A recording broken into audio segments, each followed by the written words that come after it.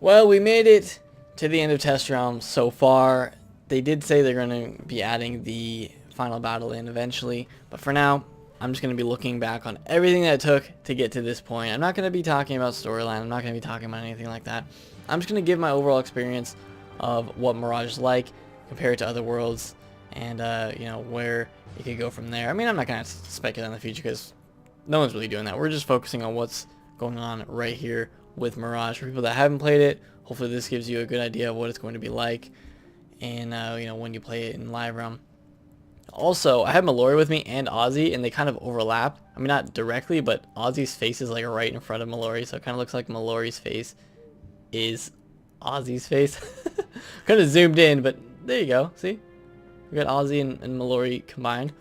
But, I don't know, it's just kind of weird. So, this is going to be the review slash thought video on everything, but what happened was Test Run came out Wednesday night, and Blue and I played it from when it opened until about 4:30 to 5 a.m. And that was the time it took for us to get our spells. So from 110 to 119, basically. And in that time, we experienced everything Mirage had to offer, and it was a lot. You know, it took a long time. People wonder how Blue and I, you know, got that far in 8 hours. And it wasn't easy. It was it was a struggle, but we prepared for it. That's why I use my Storm Wizard. People ask me why I don't go on my Life Wizard, because trust me, we would not have been able to finish it with a life and a death. But that's what the walkthrough's for. That's when you see Blue and I do the Mirage walkthrough on Live Realm, it's going to be life and death, and it's going to take a little bit. But overall, the experience with it was really fun. It was really unique for a Wizard101 world. And I was thinking about this before I even started recording this, and I'm like, you know, Mirage shows a lot of growth from King's Isle and Wizard101. It shows a new direction that they're trying to take it. It shows a new attention to detail that they want to push into the game. And you can't do anything but appreciate that. You can't just, you know, throw Mirage off and say like they're just trying to make it a really long and difficult world and make it another Chrysalis.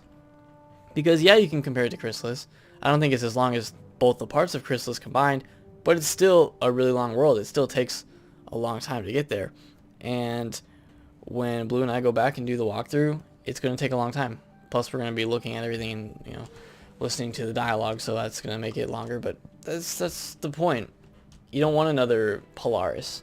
I wouldn't want there to be 2 super short worlds in a row, because that would, I don't know, I mean, I know a lot of people want to finish it quickly and get to that max level, but you have to appreciate what they have to offer in this. When I originally looked at the test room notes and they said 6 areas, I was kind of concerned about that. I'm like, okay, maybe it's going to be a shorter world, but it's not. If I were to go down to the carpets, you can't really see them from here.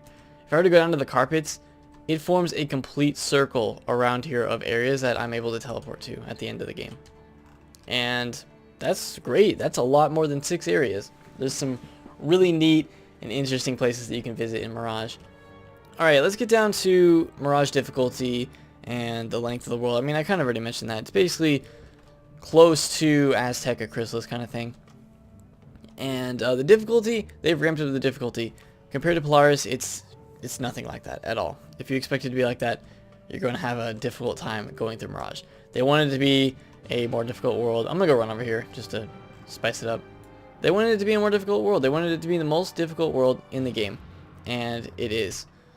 We don't know what the final fight is going to be like, but it's still a challenge. It's still the next iteration of Wizard.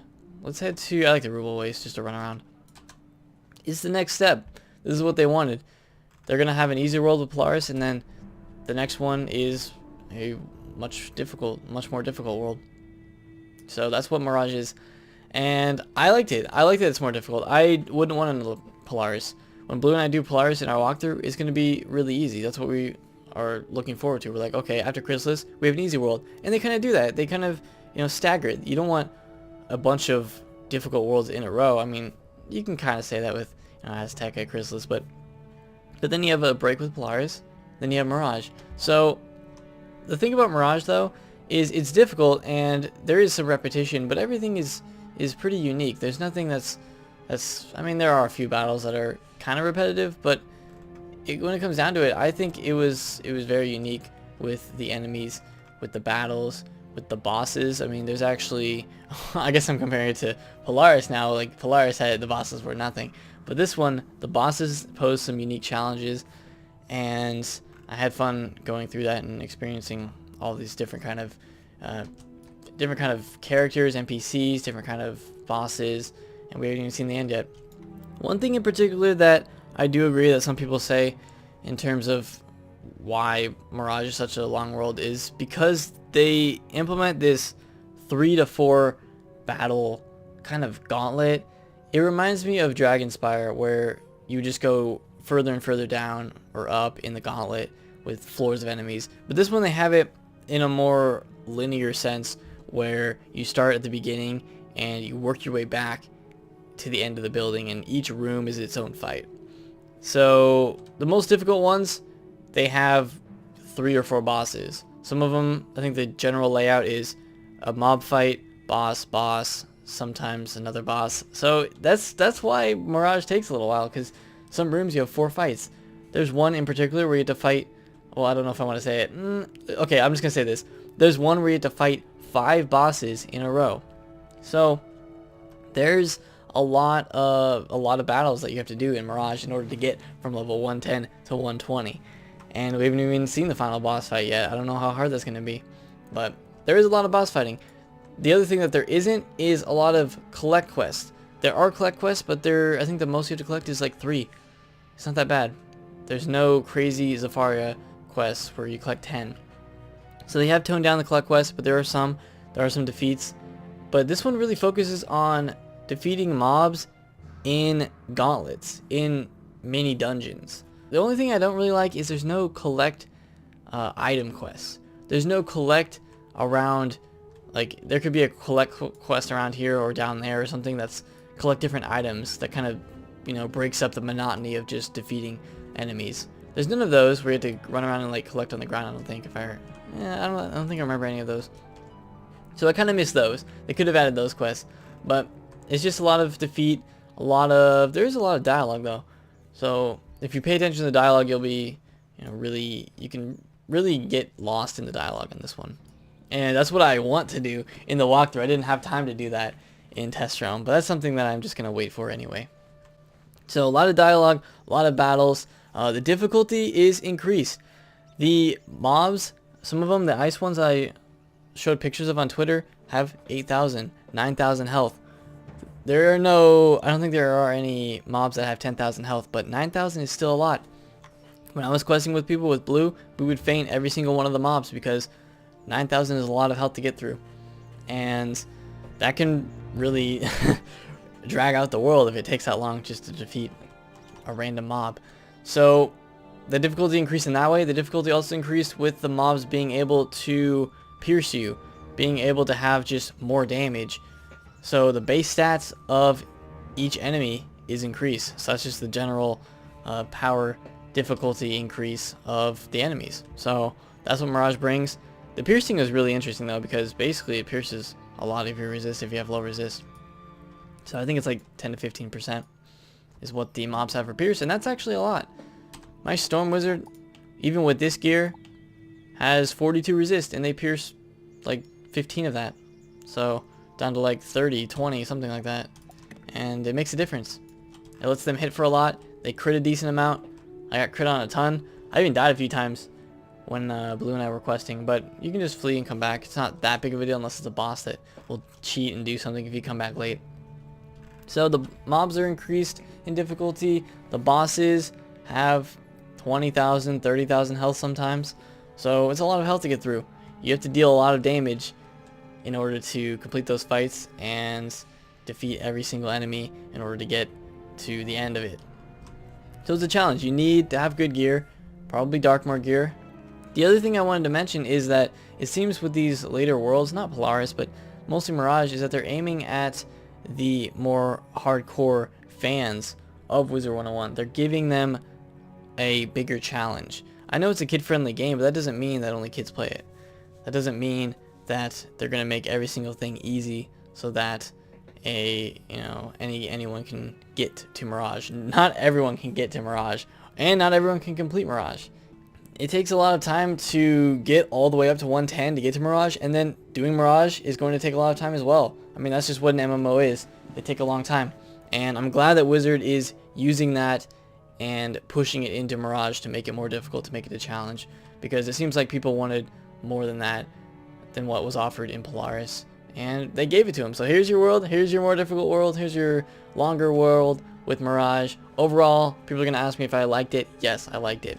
I just really want to be able to pay attention to the storyline more, because I know the storyline is great. I just wasn't able to pay attention to everything in it. So if you're 110, you're kind of scared for Mirage, you need just to get the baseline gear in order to survive this. I hope they don't nerf it. I really don't.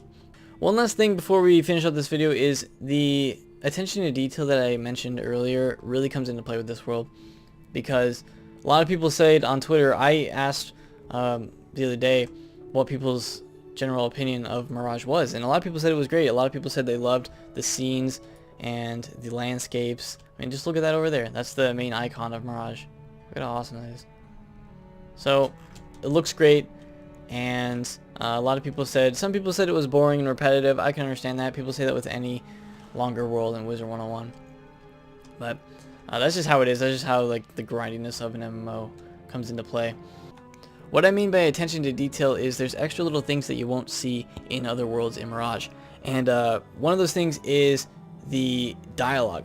There is just general chatter in popular areas in Mirage. If you go to Caravan, you can hear people talking. You can hear like a general murmur of people saying different things, talking to other NPCs, talking to each other. There's also one place where it's like a bar, and maybe I'll show that in a different video, because it's a really unique place. And there's some characters that we met before, and they're talking. You can hear them talking to each other, and I feel like that's super unique. And from this point on, I hope they add it into every single world, at least in some places. They don't need to add it in every place. Another thing is the enemies will look side to side. If you look closely at them as they're walking, can you see one? Watch these that come over behind this tree. You can see them looking left and right, and blinking, and just being more lifelike. And that's something that you have to appreciate in Mirage, is that kind of detail makes it more than just fighting static enemies. It makes them have, more life than just like put their head down and walk in a circle until you join a battle with them. So those are my thoughts about Mirage. Hope you guys enjoyed it. Leave comments if you have any other opinions, or if you share the same opinions or anything like that. I'll go ahead and read through those. But yeah, Mirage is going to be great. I'm super excited for Live Realm. I'm also super excited for the final quest to show up in Test Realm. I will definitely be recording that so that people can watch it if they want to, and just see the finale. I know people really enjoy how the storyline wraps up. But that's going to do it for this video. Hope you guys enjoyed it. Leave a like if you did. Subscribe for more, and I'll see you all next time.